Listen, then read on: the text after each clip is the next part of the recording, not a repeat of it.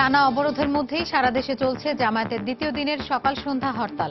বিভিন্ন স্থানে বিক্ষিপ্ত আগুন, সংঘর্ষ। সুস্থ হয়ে উঠলেও অবরোধের আগুনে দগ্ধদের স্বাভাবিক জীবনে ফিরিয়ে আনতে সম্মিলিত প্রচেষ্টার তাগিদ। দুই চিকিৎসককে লাঞ্ছিত করার প্রতিবাদে মিটফোর্ড হাসপাতালে ইন্টার্নদের লাগাতার কর্মবিরতি, রোগীরা বিপাকে। এবং ওয়ানডে সিরিজ বাতিলের একদিন পর চট্টগ্রাম ছাড়ল ওয়েস্ট ইন্ডিজ ক্রিকেট দল। ওয়ার্ল্ড টি-20 আসরে এর প্রভাব পড়বে না, আশাবাদ বিসিবির।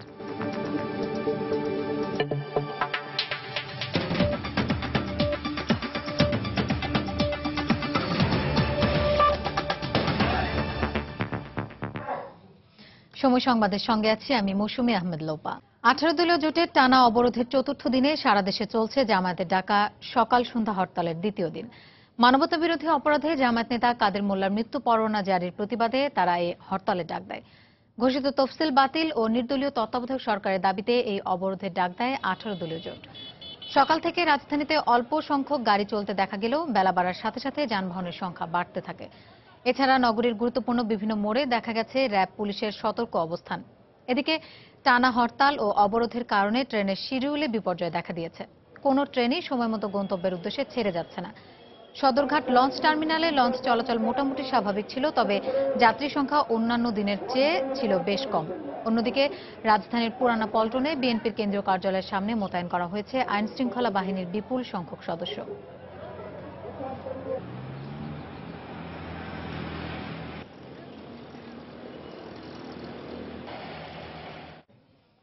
দর্শক, এই মুহূর্তে রাজধানীর নয়াপল্টনে বিএনপির কেন্দ্রীয় কার্যালয়ের সামনে আছেন আমাদের রিপোর্টার সঞ্জীব রায়। অবরোধ হরতালের খবর জানতে আমরা সরাসরি চলে যাচ্ছি তার কাছে। সঞ্জীব, নয়াপল্টনে কি অবস্থা দেখছেন আপনি? লোপা, আপনি জানেন যে 18 দলীয় জোটের ডাকে যে অবরোধ কর্মসূচি চলছে, সেই অবরোধ কর্মসূচি কিন্তু আজ ভোর 6টার পর থেকে বর্ধিত আকারে চলছে। অর্থাৎ গতকাল অবরোধ কর্মসূচিকে বাড়ানো হয়েছে আরো 72 ঘন্টা এবং তারই অংশ হিসেবে কিন্তু নয়াপল্টন বিএনপি কেন্দ্রীয় কার্যালয়ের সামনে আমাদের অবস্থান।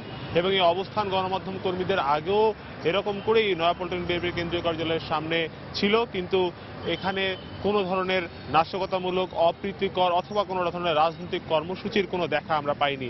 একইভাবে কিন্তু আজ এই বর্ধিত দিনে অর্থাৎ 72 ঘন্টা পেরিয়ে যখন নতুন করে 72 ঘন্টা শুরু হয়েছে, সেই টানা অবরোধ কর্মসূচিতে আমরা দেখছি যে নয়াপল্টন বিএনপি কেন্দ্রীয় কার্যালয়ের সামনে দলের কোনো শীর্ষ নেতৃবৃন্দের অবস্থান নেই এবং কোনো সাধারণ রাজনৈতিক কর্মী সমর্থকদেরও কিন্তু অবরোধ কেন্দ্রিক কোনো ধরনের কর্মসূচি নেই। তবে আইন শৃঙ্খলা রক্ষাকারী বাহিনী তাদের অবস্থানে বেশ কিছু পরিবর্তন এনেছে।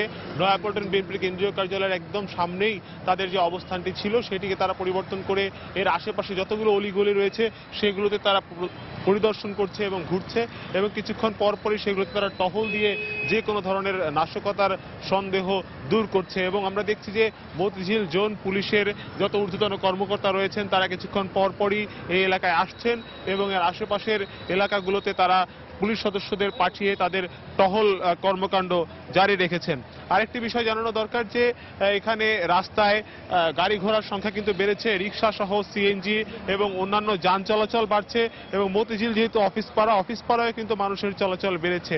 অফিসগামী মানুষদের আমরা দেখেছি রিক্সায় করে তারা মতিঝিলের অফিস পাড়ায় যাচ্ছেন এবং বেশ কিছু প্রাইভেট কারের সংখ্যাও কিন্তু বেলা বেলার সঙ্গে সঙ্গে বাড়ছে, যেটি গত কয়েকদিনে তুলনামূলক কম ছিল সেই সংখ্যাটি কিন্তু এখন বাড়ছে। অন্যদিকে র্যাব সদস্যদের আমরা দেখেছি তাদের গাড়ি নিয়ে এই এলাকাগুলোতে টহল দিতে। এখন পর্যন্ত মতিঝিল, দৈনিক বাংলা, শাপলা চত্বর, আরামবাগ, ফকিরাপুল এই এলাকায় বিএনপি বা বিএনপির কোনো অঙ্গ সহযোগী সংগঠনের রাজনৈতিক কোনো কর্মসূচি, অবরোধ বা হরতালের সমর্থনে জামায়াতের কোনো কর্মসূচির আমরা খোঁজ পাইনি। তবে আজকে যে ভিডিও বার্তাটি গোপন সেটিও আসবে কিনা সেই ব্যাপারেও কিন্তু আমাদের কাছে কোনো তথ্য নেই, যেহেতু বিএনপি কোনো প্রতিনিধিত্বকারী কোনো নেতৃবৃন্দের কোনো ধরনের যোগাযোগ গণমাধ্যম কর্মীদের সঙ্গে নেই। লোপাই ছিল এখন পর্যন্ত নয়াপল্টন বিএনপি কেন্দ্রীয় কার্যালয়ের সামনের অবরোধ এবং হরতালের সবশেষ অবস্থা। সঞ্জীব, আপনাকে ধন্যবাদ আমাদেরকে নয়াপল্টন বিএনপির কেন্দ্রীয় কার্যালয়ের সামনের হরতাল ও অবরোধের খবর জানানোর জন্য। দর্শক, রাজধানীর বাইরে অবরোধ ও হরতালের খবর জানতে সরাসরি চলে যাচ্ছি চট্টগ্রামে। এই মুহূর্তে ইপিজেড মোড়ে আছেন আমাদের রিপোর্টার কমল দে, আমরা তার কাছে জেনে নেব হরতাল ও অবরোধের খবর। কমল, চট্টগ্রামে কি অবস্থা হরতাল ও অবরোধের? বড় ধরনের কোনো অপ্রীতিকর ঘটনা নেই, শুধুমাত্র নগর সকালের দিকে নগরে বরপোল এলাকায় একটি থেকে থাকা দুটি গাড়ি টেম্পোতে আগুন দিয়েছে জামায়াত শিবিরের কর্মীরা। এই সময় জামায়াত শিবিরের কর্মীরা একটা ঝটিকা মিছিল করে মিছিলের পরে তারা কয়েকটি বিস্ফোরণ করে, এরপর তারা সেখানে তারা দুটি আগুন ধরে। এই যে পুলিশ কর্মকর্তারা বলছেন সন্ত্রাস নাশকতা এবং অপ্রীতিকর ঘটনা এড়াতে তারা তাদের গোপন হুমকি পুলিশ করে অতিরিক্ত সুরক্ষা দেওয়া হয়েছে। আমরা এখন দাঁড়িয়েছি হরতাল শুরু হবে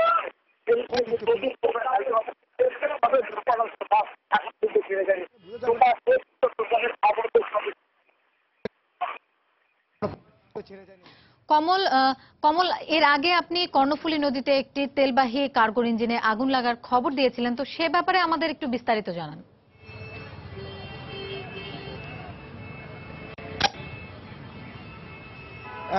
লোপাটা হচ্ছে সকাল 9টার দিকে চট্টগ্রাম বন্দরের যে পার্শ্ববর্তী যমুনা ওয়েলের জেটিতে কিংফিশার 1 নামে ওয়েল ট্যাঙ্কারটিতে আগুনের সূত্রপাত ঘটে।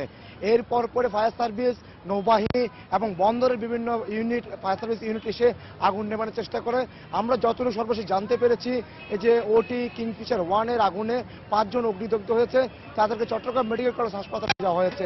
এরপর ফায়ার সার্ভিসের 5টি ইউনিট, নৌবাহিনীর 4টি ইউনিট এবং বন্দরের কান্ডারি 10 সহ 10টি ইউনিট 1 ঘন্টার চেষ্টার পরে কিছুক্ষণ আগে তারা আগুন নিয়ন্ত্রণে এনেছে।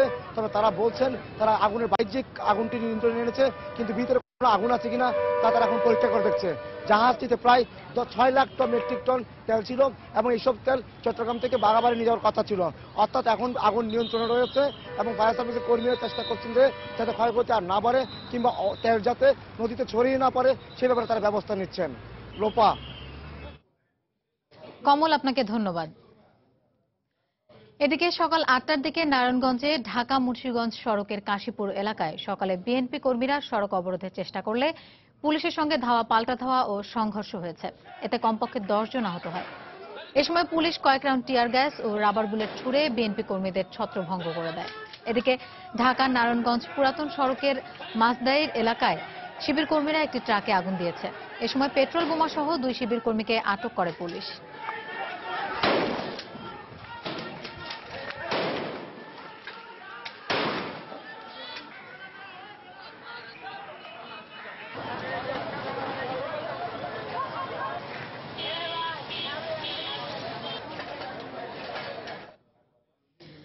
আবারও রাজধানীর হরতাল ও অবরোধের খবর। দর্শক, এই মুহূর্তে যাত্রাবাড়ি এলাকায় আছেন আমাদের রিপোর্টার ওমর ফারুক। আমরা এখন সরাসরি চলে যাচ্ছি তার কাছে। সময়ের যে কোনো হরতাল কিংবা অবরোধে রাজধানীর যাত্রাবাড়ি এবং সায়দাবাদ এলাকায় যে ধরনের পরিস্থিতি থাকে তার তুলনায় এই এলাকার পরিস্থিতি অনেকটাই শান্ত। সকাল থেকে এখন পর্যন্ত আমরা এই এলাকায় অবরোধ এবং হরতালকারীদের কোনো ধরনের তৎপরতার খবর পাইনি। এখন পর্যন্ত কোথাও ককটেল বিস্ফোরণ কিংবা সাধারণত যেটি দেখা যায় যে চোরাগুপ্তা হামলা হয়, সেই হামলার চেষ্টা করা হয়, সেই ধরনের কোনো খবরও আমরা পাইনি।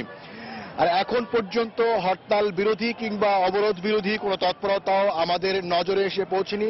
কিন্তু আপনি জানেন যে হরতাল এবং অবরোধের যে টানা কর্মসূচি চলছে 18 দলীয় জোটের, সর্বশেষ এই 3 দফা অবরোধের এরই মধ্যে 60 জনের প্রাণহানি হয়েছে, অনেকেই পঙ্গুত্ব বরণ করেছেন, অনেকের শরীর ঝলসে গেছে। এই খবরগুলো কিন্তু সাধারণ মানুষের মনে আছে।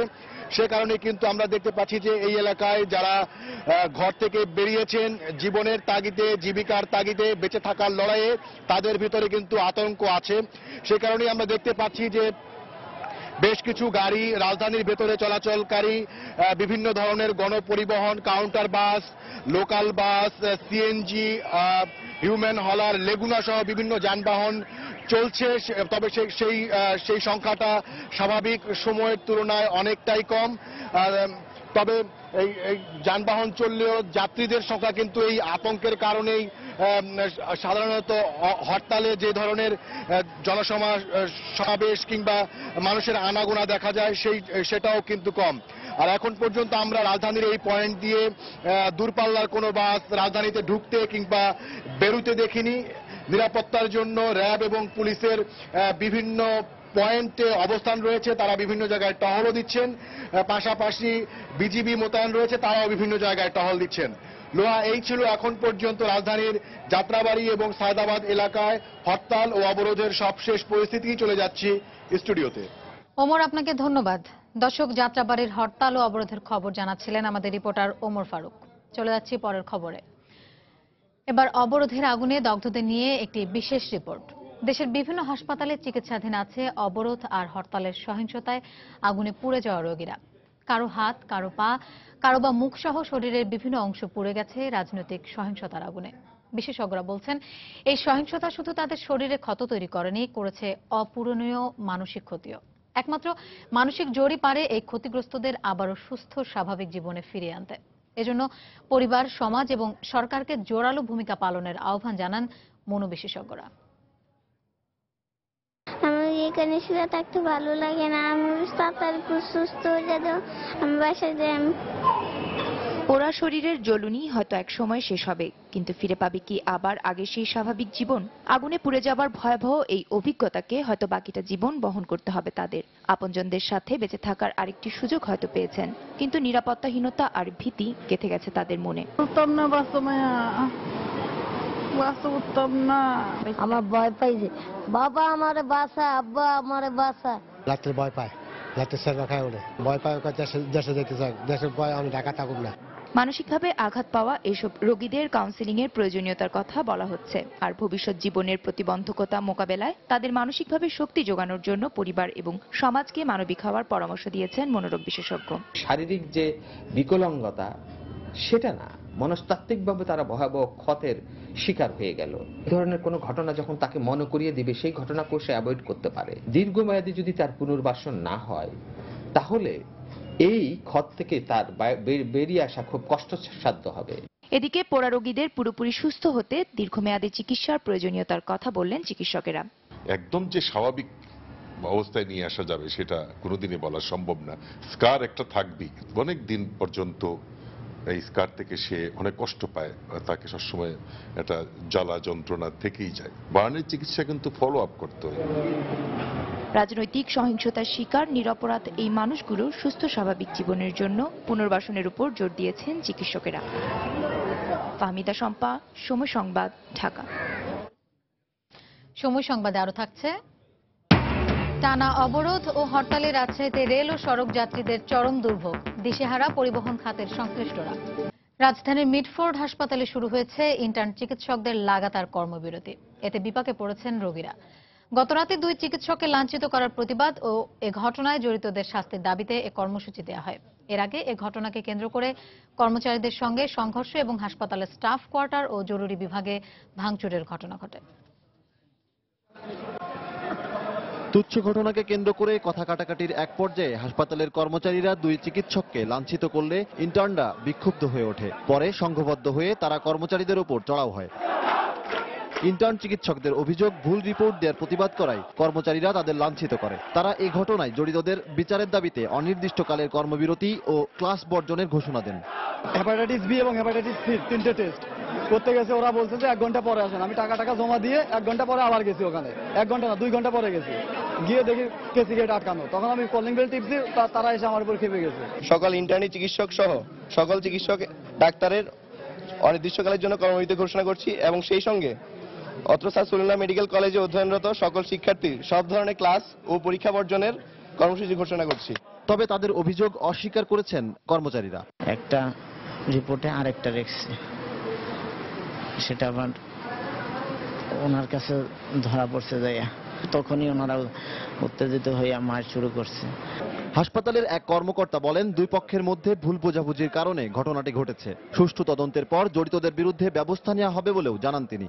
ব্লাড রিপোর্ট নিয়ে যখন আমাদের ব্লাড ব্যাংকে গেছে, ওইখানে ইন্টার্নি ডাক্তারদের সাথে ওইখানে যে আমাদের কর্তব্যরত কর্মচারী যে ছিলেন ওনার সাথে একটা ভুল বোঝাবুঝি আর কি। ঘটনার সুষ্ঠু তদন্ত সাপেক্ষে মানে এটা একটা সুরাহা করা, আর ভবিষ্যতে যাতে এই ধরনের ঘটনার পুনরাবৃত্তি না ঘটে সে ব্যাপারে ব্যবস্থা গ্রহণ করা। এদিকে চিকিৎসকদের কর্মবিরতি শুরু হওয়ায় বিপাকে পড়েছেন হাসপাতালে চিকিৎসাধীন রোগীরা। সজল দাস, সময় সংবাদ, ঢাকা। আবারও অবরোধ হরতালের খবর। দর্শক, এই মুহূর্তে রাজধানীর আব্দুল্লাহপুরে আছেন আমাদের রিপোর্টার কামরুল হাসান। আমরা এখন সরাসরি চলে যাচ্ছি তার কাছে। কামরুল, রাজধানীর উত্তর দিকের প্রবেশ পথে হরতাল ও অবরোধের কি অবস্থা দেখছেন আপনি? জামাতে ইসলাম এটা কাছে হরতালে উত্তরার যে আব্দুল্লাহপুর এলাকা, এই এলাকাটা অনেক শান্ত রয়েছে। নর্মালি অবরোধ এবং হরতাল দুইটা মিলে যেটা অনেকটা ধারণা করা হয় যে এই এলাকা দিয়ে দূরপাল্লার বাসগুলো চলাচলে খুব সমস্যার সৃষ্টি হতে পারে বা পিকেটাররা এখানে বাস জ্বালিয়ে দিতে পারেন। তো এখনো পর্যন্ত সকাল থেকে আমাদের নজরে তেমন কোনো কর্মকাণ্ড চোখে পড়েনি। যে সহিংসতাগুলো সাধারণত হয়ে থাকে, লোপায়ের বাইরে যেটি বলে রাখতে চাই যে এই আব্দুল্লাহপুর মোড়েই সাধারণত আওয়ামী লীগের কর্মীরা হরতাল বিরোধী কিংবা অবরোধ বিরোধী মিছিল এবং সমাবেশ করে থাকেন। এখনো পর্যন্ত আমাদের কিন্তু সেরকমটি নজরে পড়েনি, কোনো আওয়ামী লীগ কর্মী এখনো পর্যন্ত এখানে আসেননি। এর বাইরে যেটি বলবো যে দূরপাল্লার বাস আমাদের নজরে পড়েনি, এই এলাকা দিয়ে যায়নি এবং যে কাউন্টার বাসগুলো আছে সেগুলো চলাচল করেনি। তবে লোকাল বাসগুলো চলাচল করছে এবং সেটা খুব ফ্রিলি চলাচল করছে বলা যাবে। আরেকটি বিষয় যে নিরাপত্তার যে ব্যাপারটি, প্রতিটি মোড়ে মোড়ে কিন্তু পুলিশের সদস্যরা রয়েছেন এবং তারা খুব তারা সর্বোচ্চ প্রস্তুতি রেখেছেন তাদের, এটা আমাদেরকে জানিয়েছেন। এবং প্রতিটি মোড়েই পুলিশ গাড়িগুলোকে নির্দিষ্টভাবে পুলিশই সাহায্য করছেন নির্দিষ্টভাবে চলে যেতে বা না দাঁড়াতে। রূপা, এটাই ছিল আব্দুল্লাহপুর থেকে হরতাল এবং অবরোধের সর্বশেষ খবর। কামরুল, আপনাকে ধন্যবাদ আমাদেরকে রাজধানী আব্দুল্লাহপুরের হরতালের ও অবরোধের খবর জানানোর জন্য। রাজশাহীর সাগরপাড়া এলাকায় আছেন আমাদের রিপোর্টার সাইফুর রহমান রকি। আমরা এখন সেখানকার হরতাল ও অবরোধের খবর জানতে চলে যাচ্ছি তার কাছে। রকি, নগরীতে অবরোধ হরতালের কি অবস্থা দেখছেন? লোপা, আপনি জানেন যে বিএনপি নেতৃত্বাধীন 18 দলীয় জোটের ডাকা যে অবরোধ কর্মসূচি চলছে, সেই অবরোধ কর্মসূচির পাশাপাশি কিন্তু জামায়াতের ডাকা হরতাল চলছে। তো জামায়াতের ডাকা হরতালের সমর্থনে বিনোদপুর বাজারে একটি মিছিল বের করেছিল শিবির কর্মীরা। সেই মিছিলে পুলিশ সেখানে চলে আসলে তাদের সাথে সংঘর্ষের ঘটনা ঘটে, ব্যাপক সংঘর্ষের ঘটনা ঘটে।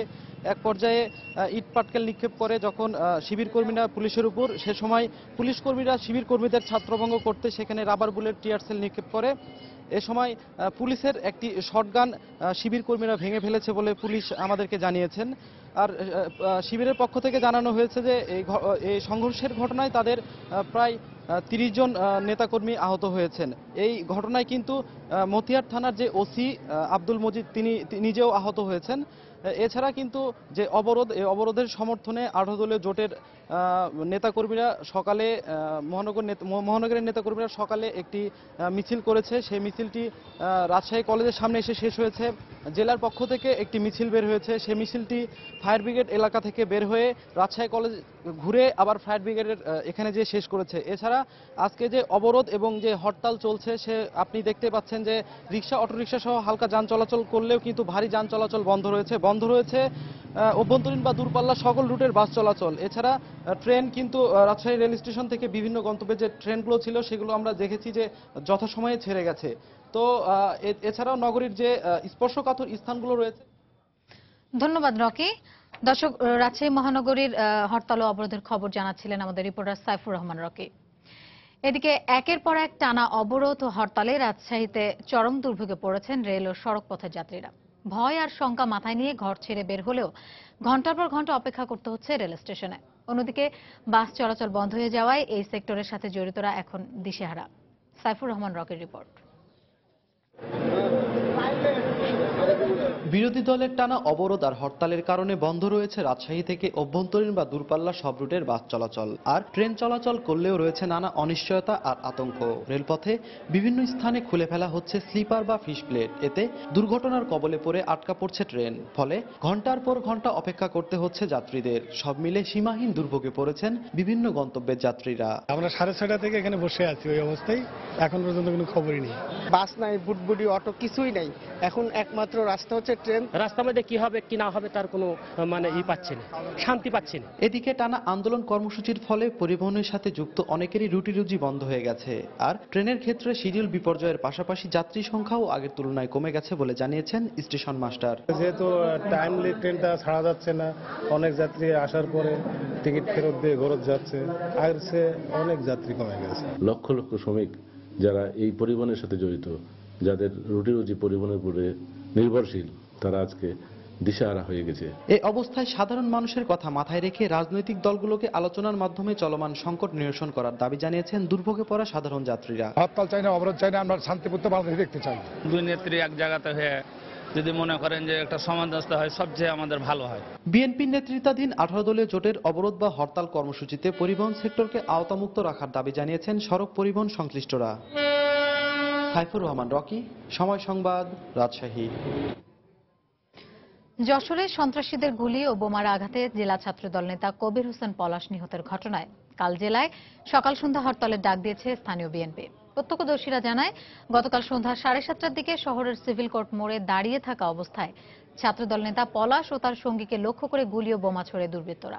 মুমূর্ষু অবস্থায় যশোর জেনারেল হাসপাতালে নিয়ে যাওয়ার পর সে মারা যায়। এ ঘটনার পর শহরে বের করা একটি বিক্ষোভ মিছিল থেকে 30 থেকে 35টি দোকান ও অন্তত 6টি মোটরসাইকেল ভাঙচুর করা হয়। পরে পুলিশ কয়েক রাউন্ড টিয়ার শেল ও রাবার বুলেট ছুড়ে পরিস্থিতি নিয়ন্ত্রণে আনে।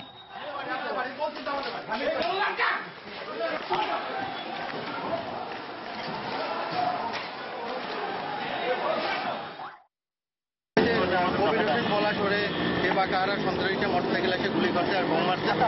এই প্রেক্ষিতে ওই যে ছাত্র দলের কিছু সন্ত্রাসী লোকজন রাস্তায় ওই যে মিছিল করছে এবং গাড়িটি ভাঙছে। এখন পরিস্থিতি স্বাভাবিক। এদিকে লক্ষ্মীপুর কমার্স কলেজ শাখা ছাত্রলীগ সভাপতি সুলতান মাহমুদ মিঠুর 2 হাতের রগ কেটে দিয়েছে দুর্বৃত্তরা। এ সময় তার বন্ধু লক্ষ্মীপুর সরকারি কলেজ শাখা ছাত্রদলের প্রচার সম্পাদক শাহাদাত হোসেন সাজুকেও কুপিয়ে আহত করে তারা। গতকাল রাত 7:30টার দিকে এ ঘটনা ঘটে। পুলিশ ও প্রত্যক্ষদর্শীরা জানায় ছাত্রলীগ নেতা মিঠু এবং ছাত্রদল নেতা সাজু পৌর শহর থেকে রিকশাযোগে নিজ বাড়ি সদর উপজেলার শাকচর ইউনিয়নে যাচ্ছিলেন। রিকশাটি পৌর শহরের লামচারি এলাকায় পৌঁছালে তাদের উপর অতর্কিতে হামলা চালায় দুর্বৃত্তরা। এ সময় দুর্বৃত্তরা ছাত্রলীগ নেতা মিঠুর 2 হাতের রগ কেটে দেয় এবং ছাত্রদল নেতা সাজুকে কুপিয়ে আহত করে। পরে স্থানীয়রা আহতদের উদ্ধার করে লক্ষ্মীপুর সদর হাসপাতালে ভর্তি করে। আরেকবার জানিয়ে দিচ্ছি এখন পর্যন্ত শীর্ষ সংবাদগুলো।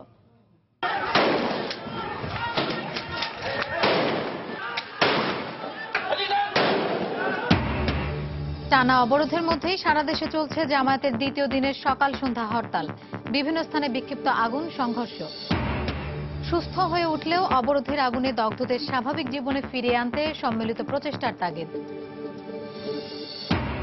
2 চিকিৎসককে লাঞ্ছিত করার প্রতিবাদে মিটফোর্ড হাসপাতালে ইন্টার্নদের লাগাতার কর্মবিরতি, রোগীরা বিপাকে।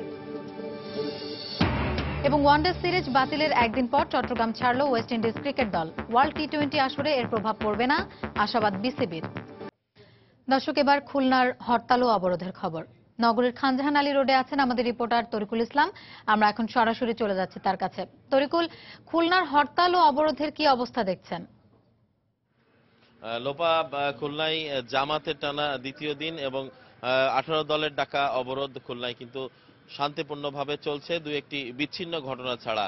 তো সকালে কিন্তু দুটো যে ঘটনাটি ঘটেছে, প্রথমে ইকবালনগর মোড় এলাকাতে সেখানে ছাত্র শিবির একটি মিছিল বের করে এবং সেখানে 2টি ককটেল বিস্ফোরণ ঘটায়। পাশাপাশি তারা ওখানে টায়ারে অগ্নিসংযোগ করে, সড়কে অগ্নিসংযোগ করে।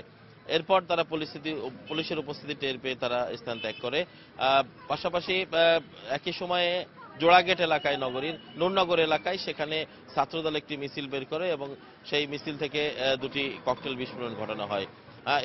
এছাড়া খণ্ড খণ্ড মিছিল করেছে 18 দলীয় জোট, বিভিন্ন ওয়ার্ডে তারা মিছিল করেছে এবং সর্বশেষ তারা নগরীর পিটিআই মোড়ে সেখানে সংসদ সদস্য নজরুল মঞ্জুর নেতৃত্বে একটি মিছিল সেখানে একত্রিত হয়ে সেখান থেকে নগরীর বিভিন্ন গুরুত্বপূর্ণ সড়ক প্রদক্ষিণ শেষে দলীয় বিএনপি দলীয় কার্যালয়ের সামনে সেখানে 18 দল জমায়েত হয়ে সেখানে সভা করছে এবং সেই সভায় তারা 1টা পর্যন্ত তারা সেই সভা অব্যাহত রাখবে। তবে এর পাশাপাশি লোপা আরেকটি জিনিস বলে রাখি, কিন্তু এর আগে অবরোধগুলোতে আমরা দেখেছিলাম যে নগরীতে হালকা যানজট, যান চলাচল সেটা কম ছিল, কিন্তু এবার আজকে দেখছি যে যান কিন্তু বেশ চলছে এবং মানুষ বেশ স্বাভাবিকভাবে চলাফেরা করছে।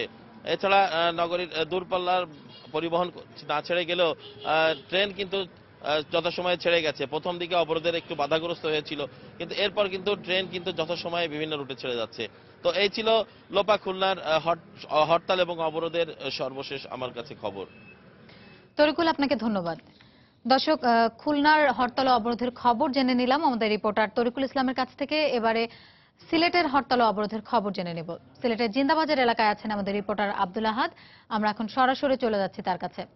আহাদ, সিলেটের হরতাল ও অবরোধের খবর কি আছে আপনার কাছে? হ্যাঁ লোপা, যে সকালে সিলেটে হরতাল অনেকটা শান্তিপূর্ণভাবে শুরু হলেও যে সকাল 9:30টার পর থেকে অনেকটা উত্তপ্ত হয়ে উঠে সিলেট নগর। যের কারণ হিসাবে আপনি জানেন যে সকাল 9:30টার দিকে মহানগর শিবিরের প্রধান কার্যালয় পায়রা 82 নম্বর এলাকা দরগা মহল্লায় সেখানে পুলিশ রেড করে পুলিশ সেখানে অভিযান করে মহানগর প্রধান কার্যালয় ভেঙে ভিতরে প্রবেশ করে সেখানে ঢুকে শিবিরের প্রচুর পরিমাণে বই, সিডি, ভিসিডি এবং প্রচুর আসবাবপত্র জব্দ করেছে। তো সেখানে সেই অভিযানে নেতৃত্ব দিচ্ছেন মহানগর পুলিশের অতিরিক্ত উপ পুলিশ কমিশনার মোহাম্মদ আইয়ুব। আমি তার কাছে জানতে চেয়েছিলাম যে হঠাৎ করে কি কারণে মহানগর শিবিরের প্রধান কার্যালয়ে অভিযান করা হলো। তিনি বলেন যে গতকাল সিলেট নগরীতে প্রচুর ককটেল বিস্ফোরিত হয়েছিল এবং জামাত শিবিরের সাথে পুলিশের সংঘর্ষ হয়েছিল।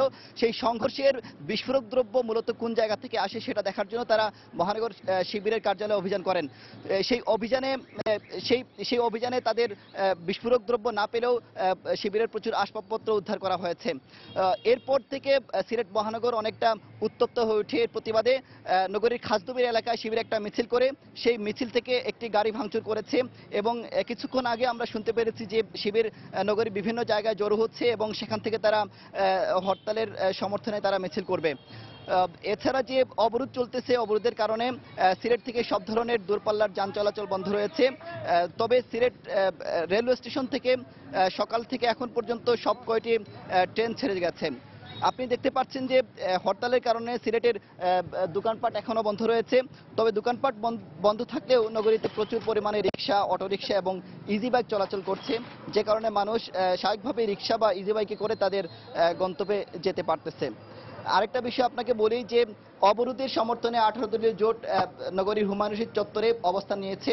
সেখানে পুলিশের সাথে তাদের অনেকটা উত্তপ্ত বাকবিতণ্ডা হচ্ছে, আমরা সেটা জানতে পেরেছি।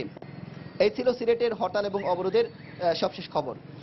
আহাদ, আপনাকে ধন্যবাদ আমাদেরকে সিলেটের হরতাল ও অবরোধের সর্বশেষ খবর জানানোর জন্য। চলে যাচ্ছি পরের খবরে। মেঘনার জাহাজ মারায় আটকা পড়া লঞ্চ এমভি তাকওয়ার যাত্রীদের উদ্ধার করে চাঁদপুরে নিয়ে আসা হয়েছে। ভোরের দিকে লঞ্চটি আটকা পড়ে। উদ্ধার হওয়া যাত্রীরা জানান, ঘন কুয়াশার কারণে দিকভ্রান্ত হয়ে চালক লঞ্চটি চরে উঠিয়ে দেয়। বিক্ষুব্ধ যাত্রীরা এই সময় চালককে মারধর এবং লঞ্চে ভাঙচুর চালায়। খবর পেয়ে কর্তৃপক্ষ পরে অন্য একটি জাহাজ পাঠিয়ে যাত্রীদের উদ্ধার করে।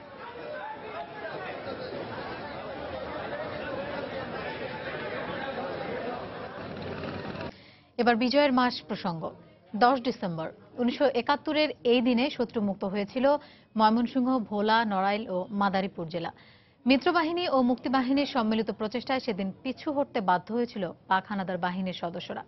ময়মনসিংহ প্রতিবেদক এবং ভোলা, নড়াইল ও মাদারীপুর প্রতিনিধিদের পাঠানো তথ্য ও ছবি নিয়ে ডেস্ক রিপোর্ট। 3রা ডিসেম্বরে ময়মনসিংহ শহরের চতুর্দিক থেকে পাক সেনাদের হটিয়ে এগিয়ে আসতে থাকে মুক্তিযোদ্ধারা। এক পর্যায়ে শহর থেকে পালিয়ে যায় শত্রুপক্ষ। 10 ডিসেম্বর সার্কিট হাউস মাঠে ময়মনসিংহকে শত্রুমুক্ত ঘোষণা করে বের করা হয় বিজয় মিছিল। 1971 সালের 12 এপ্রিল ভোলার তুলাতুলি এলাকায় পাক বাহিনী হামলা চালায়। ভোলার ওয়াবদা কলোনিতে ছিল পাক বাহিনীর মূল ঘাঁটি, আর সেখানেই তৈরি করা হয় নির্যাতন কেন্দ্র। প্রায় 8 মাসের যুদ্ধের পর 71-এর 10 ডিসেম্বর তৎকালীন মহকুমা প্রশাসকের কার্যালয়ে পাকিস্তানি পতাকা পুড়িয়ে উত্তোলন করা হয় বাংলার লাল সবুজ পতাকা। স্বাধীন হয় ভোলা। নড়াইল মুক্ত করতে 9 ডিসেম্বর চিত্রা নদীর পূর্ব তীর থেকে মুক্তিযোদ্ধারা সম্মিলিত চূড়ান্ত আক্রমণ পরিচালনা করে। বর্তমান পানি উন্নয়ন বোর্ডে অবস্থিত হানাদারদের ঘাঁটি দখলের মধ্য দিয়ে 10 ডিসেম্বর সম্পূর্ণভাবে শত্রুমুক্ত হয় নড়াইল। মাদারীপুরে 8 ডিসেম্বর ঢাকা বরিশাল মহাসড়কের সমাদ্দার ব্রিজের চারিদিকে অবস্থান নেয় মুক্তিযোদ্ধারা। ব্রিজটি জেট ফোর্সের মুক্তিযোদ্ধারা আগেই উড়িয়ে দেয় শত্রুবাহিনী গাড়ি থেকে নেমে পায়ে হেঁটে পার হচ্ছিল। তখনই চারদিক থেকে আক্রমণ চালায় মুক্তিবাহিনী। শুরু হয় সম্মুখ যুদ্ধ। টানা 3 দিনের ভয়াবহ যুদ্ধের আত্মসমর্পণ করে পাক সেনারা। সাবিহা নিপা, সময় সংবাদ। দেশের বাইরের খবর। নেলসন ম্যান্ডেলার শেষকৃত্যানুষ্ঠানে প্রায় 60টি দেশের সরকার প্রধান অংশ নেবেন বলে জানিয়েছে দক্ষিণ আফ্রিকা। আজ জোহানেসবার্গের একটি স্টেডিয়ামে রাষ্ট্রীয়ভাবে বর্ণবাদ বিরোধী আন্দোলনের প্রতীক নেলসন ম্যান্ডেলার শেষকৃত্য অনুষ্ঠিত হবে। এদিকে পার্লামেন্টে বিশেষ অধিবেশন ডেকে কিংবদন্তি ম্যান্ডেলার স্মৃতিচারণ করেছেন দেশটির রাজনৈতিক নেতারা। এদিকে জাতিসংঘ মহাসচিব বান কি মুন, মার্কিন প্রেসিডেন্ট বারাক ওবামা, ব্রিটিশ প্রধানমন্ত্রী ডেভিড ক্যামেরন, ফরাসি প্রেসিডেন্ট ফ্রাঁসোয়া ওলাদো মঙ্গলবারের এই অনুষ্ঠানে যোগ দেবেন। এছাড়া 15 ডিসেম্বর নেলসন ম্যান্ডেলাকে সমাহিত করার আগে 3 দিন তার শবদেহ নিয়ে পদযাত্রা অনুষ্ঠিত হবে। আগামী বুধ, বৃহস্পতি ও শুক্রবার সকালে রাজধানী প্রিটোরিয়ার সড়কে ম্যান্ডেলার মৃতদেহ নিয়ে শোক মিছিল করবে দক্ষিণ আফ্রিকাবাসী। গেল বৃহস্পতিবার ম্যান্ডেলার মৃত্যুর পর থেকে জোহানেসবার্গে তার বাড়ির সামনে জড়ো হয়ে ফুল দিয়ে শ্রদ্ধা জানাচ্ছেন অসংখ্য ভক্ত।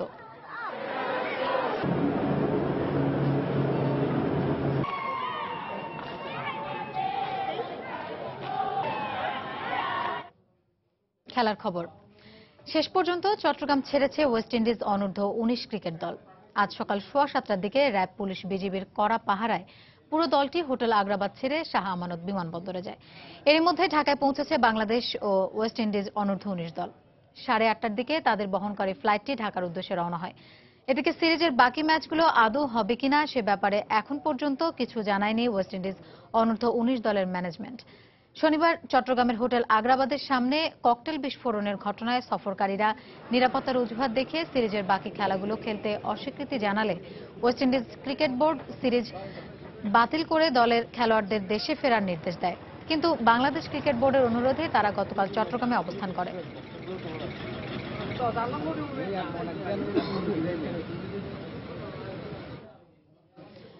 এদিকে বাংলাদেশ ক্রিকেট বোর্ড বিসিবি সভাপতি বললেন, বাংলাদেশে এই মুহূর্তে এমন কোনো অবস্থা হয়নি যে ক্যারিবীয়দের সিরিজের মাঝপথে চলে যেতে হবে। তারপরও ওয়েস্ট ইন্ডিজ অনূর্ধ্ব 19 দল চলে গেলেও এর কোনো প্রভাব ওয়ার্ল্ড টি-20 আসরে পড়বে না বলে আশা প্রকাশ করেন তিনি। দেশে অবরোধ হরতাল চলছে, এখানে তো এরকম ককটেল ফুটতেই পারে যে কোনো জায়গায়। এটা তো তাদেরকে ডিরেক্ট করে কিছু করা হয়নি। কাজেই হঠাৎ করে আমাদের কোনো গাফিলতির জন্য যদি তারা বলে যে ওরা চলে যাচ্ছে, অবশ্যই এটাকে আমরা প্রতিহত করব। কিন্তু যদি বাইরের কোনো ডিসিশন হয়ে থাকে, সেই কারণে যদি ওরা চলে যেতে চায়, তাহলে তো কিছু বলার নেই। এ পর্যায়ে শীর্ষ সংবাদগুলো জানিয়ে দিচ্ছি আরেকবার।